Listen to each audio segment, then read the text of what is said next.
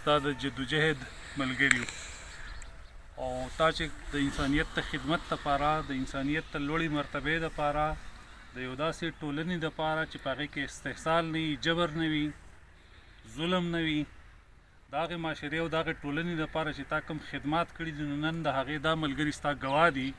او ستا په قبر ځکه ولاړ دي. د هرې کلي نه، د هر علاقې نه، د هرې د پښتونخوا د ګوټ ګوټ نه چې کوم ملګري راغلي دي هغه د دې خبرې ګواه دي. شاعر ادیب سره سره یو متحرکه سیاسي او ادبي کارکونو او په نه پخلا کېدونکي جدوجهد باندې یقین ساته او د خواريکښو په سب کې ولاړو.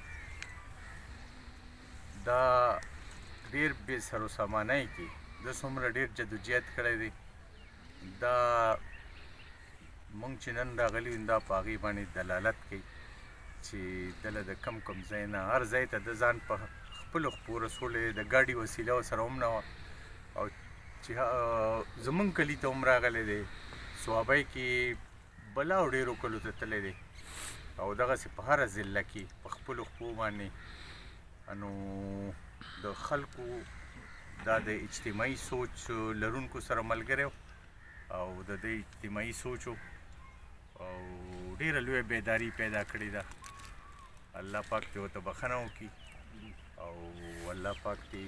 د قبر د نور نه ډک کړي.